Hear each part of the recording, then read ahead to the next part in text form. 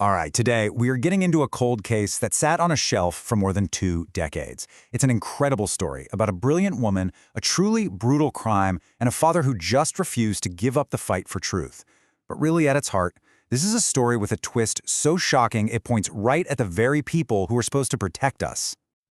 Just let that sink in for a second. That was the actual reason given for why a prime suspect in a 1986 murder was never looked at for 23 years. The killer wasn't just hiding. She was hiding in plain sight, wearing a badge. And that's what makes this whole thing absolutely bone-chilling.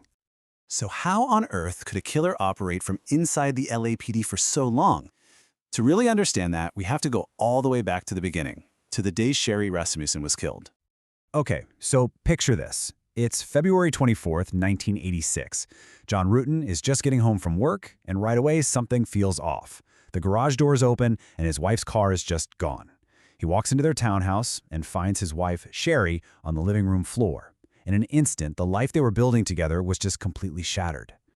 But the scene itself, it just didn't make any sense. Sherri had clearly fought for her life. There were claw marks on the door and a vicious deep bite mark on her arm. And yeah, stereo equipment was kind of tossed around like it was a robbery, but only her purse and her car were missing. The whole thing felt personal. It felt staged. So right away, you've got these two completely different stories taking shape. The LAPD, they landed pretty quickly on a botched burglary theory, looking for 2 male suspects.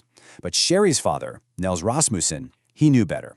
He pointed them to a threat that was way more specific and way more sinister, an obsessive ex-girlfriend of John's who had been stalking and harassing his daughter for months.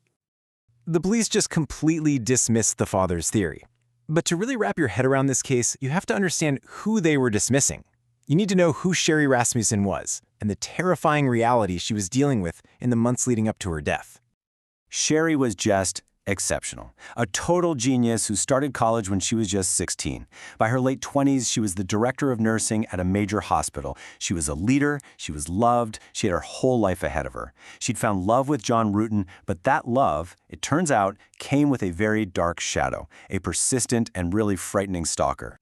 And make no mistake, this threat was very, very real. This wasn't some random person. A colleague of Sherri's later remembered a direct confrontation where John's ex actually showed up at Sherri's work and laid down a chilling ultimatum. If I can't have John, nobody can. This stalker had a name, a face, and a very clear motive. And this is where a tragic murder turns into this decades-long saga of institutional failure. It's the story of a father's grief being met with just a solid brick wall of disbelief and dismissal. So Nels Rasmussen, Sherri's dad, he told the detectives everything.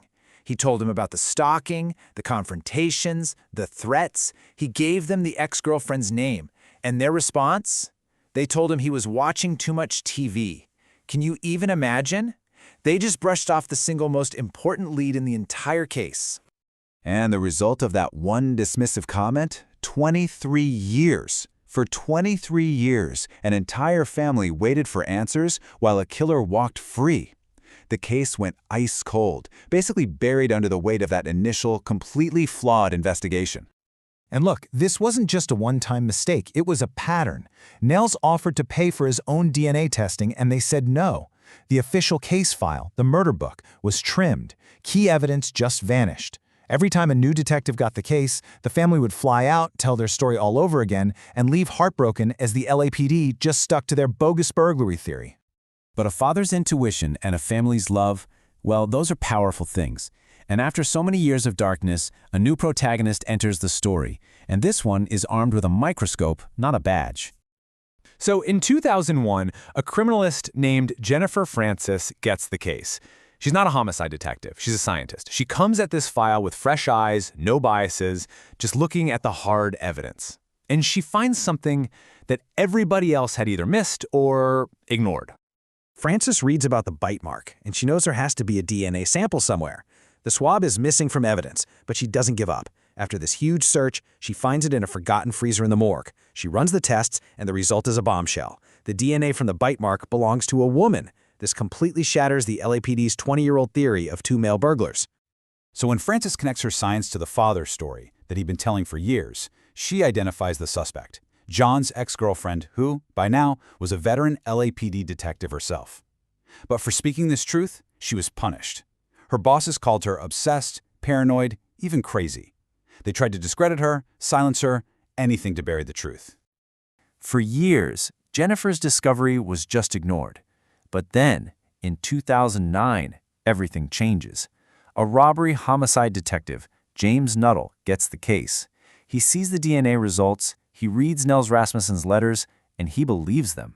So he secretly puts together a small team to finally investigate one of their own. And with that one decision, that 23-year wall of silence finally started to crumble.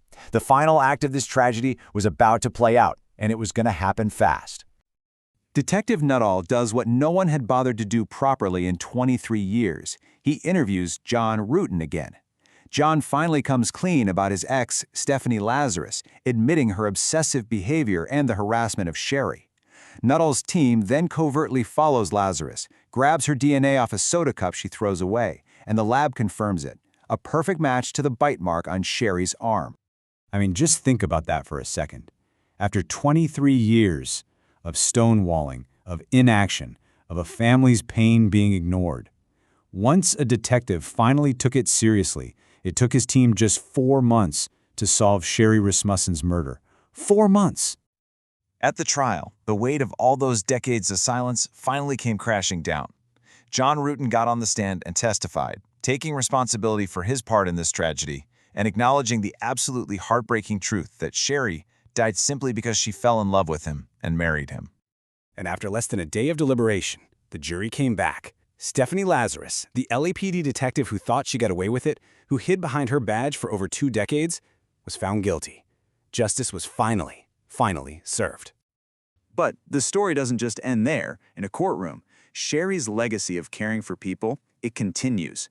Her niece, who was inspired by the aunt she barely got to know, actually became a nurse, following right in her footsteps and carrying that spirit forward. And as for Nels Rasmussen, the father who never ever stopped fighting, he sadly passed away before the trial. But he left something behind, a recorded message specifically for Stephanie Lazarus's future parole hearings. It's a final, powerful statement, making sure his voice will always be there to speak for his daughter and to demand that justice for Sherri endures.